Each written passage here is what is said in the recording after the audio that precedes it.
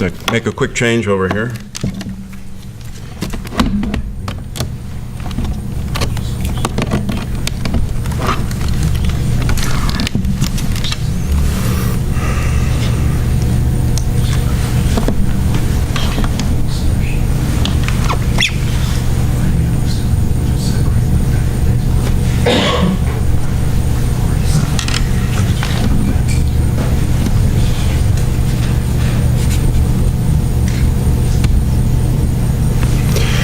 Okay, so we got through the technology part.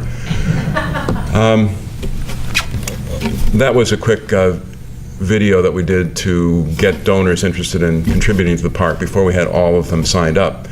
And you may have recognized the voice of the narrator. That's Bill Curtis, who is one of our founders and who usually narrates cable and TV shows about crime.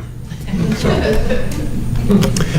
And the gentleman who said, "Go forth, enjoy," was John Brine, who is Lee French's father-in-law and the man I report to. So I'll tell you a little bit more about him later. But Millennium Park was certainly an interesting experience for me. To understand some of the difficulty of building the park is to sort of understand what happened in Chicago's history. When Chicago developed as the gateway to the West, it wasn't St. Louis, by the way, it was Chicago because of its juxtaposition between Lake Michigan and the I&M Canal Corridor connecting to the Mississippi River. The railroads got an opportunity, as you see in this lithograph, to build an offshore trestle and a big rail yard in the front yard of Chicago. This protected the city, but it gave the railroads a lot of rights that still exist today.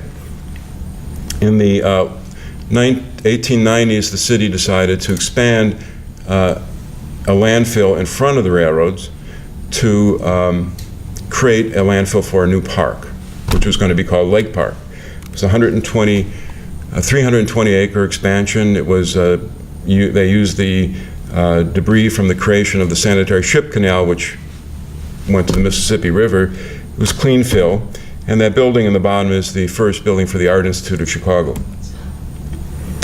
In 1909, the plan of Chicago was developed by Daniel Burnham. Chicago is celebrating this year the 100th anniversary of the creation of the plan of Chicago. Daniel Burnham is one of the great Chicago architects. His plan is still used as a reference to make decisions about what happens in Chicago. Daniel Burnham had one fatal flaw in his plan, however. He wanted to create this big museum in the center of Grant Park called the Field Columbian Exposition, named after Marshall Field, who was going to be the major donor. And there, in this little arrow here, I'm pointing out to a site. There was a gentleman there who owned a catalog house called Montgomery Ward's. So Mr. Ward said, "You can't build that there." When this land was dedicated by the federal government, there was a restriction that it should remain forever open to the public and free of structures. And so this was a big museum. After about 15 years of litigation, they decided to move that museum to the south end of Grant Park and outside of Grant Park, so that it wouldn't be an impediment to get for that lawsuit. They gave up finally. It took about 5 lawsuits. 3 of them went to the Illinois Supreme Court. All ruled in favor of A. Montgomery Ward. He was the most reviled man in Chicago at the time because everyone wanted the museum to be there. It was just wasted space, so the museum was not an issue. But A. Montgomery Ward didn't want his view disturbed, and probably there was maybe a little bit of rivalry between Marshall Field and A. Montgomery Ward. Anyway, Daniel Burnham died, and his practice was taken over by Edward Bennett, who then became the master planner for Grant Park. And this rendering from about 1920, you see that he was a student of the École des Beaux-Arts, and French formal planning was his bag at the time. So even the fountain in the middle of Grant Park is patterned after the Latona fountain at Versailles. Park started construction in 1917, before the final plan was actually done. They started building along Michigan Avenue, and this is at the north northwest corner where you see that structure called the peristyle. And the viaduct is going over is Randolph Street Viaduct. The site of Millennium Park is outlined in red. But in 1927, when this photograph was taken, the railroad still occupied pretty much all of the land north of Monroe Street. The park was pretty much finished. Buckingham Fountain was done. The landscape wasn't in yet. And the railroads never wanted to give up that property. In fact, Daniel Burnham never included it in any of his plans because he thought the railroad had it in forever. Buckingham Fountain was a gift from a private individual. No tax dollars were used to build Buckingham Fountain. Kate Buckingham gave $400,000 to build the fountain. And she also included an endowment of $300,000 to maintain it in perpetuity. That endowment built up, and 10 years ago they did a major restoration for about $8 million. And now they're completing the second restoration, which the endowment isn't paying for. They're raising money for it. Then that second restoration, to finish it off, will cost about $20 million. But it's certainly an icon for Chicago. The first music shell was built at the south end of Grant Park, and this is from 1930. It was patterned after the music shell for the Hollywood Bowl. The only difference is Chicago doesn't have a bowl, it just has a flat piece of ground, which didn't provide very good sight lines. But this served as the home for the Grant Park Symphony for a very long time, until 1978. The only thing holding it together was paint, because it was made of plywood, and every year the Park District would paint it. And so there's about an inch thick of paint on it when it was torn down.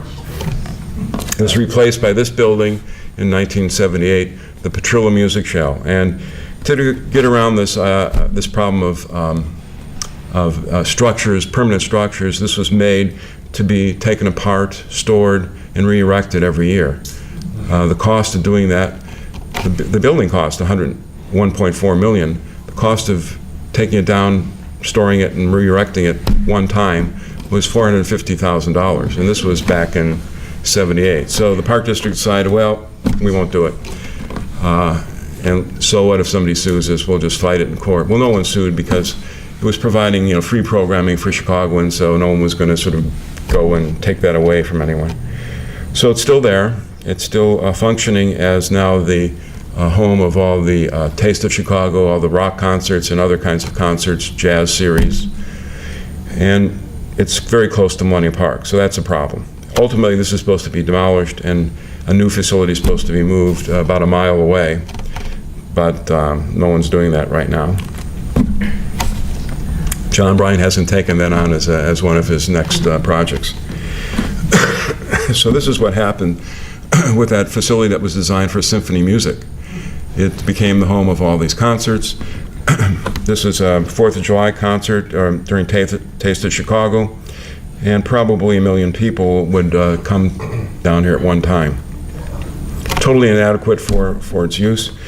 And here you see that building right here, and the site of Millennium Park is right over here, so it is very close. The site of Millennium Park has been an eyesore in the corner of Grant Park for many years, ever since Grant Park was constructed. This is what it looked like in 1998, and there was an existing park along one edge, which was about 8 acres.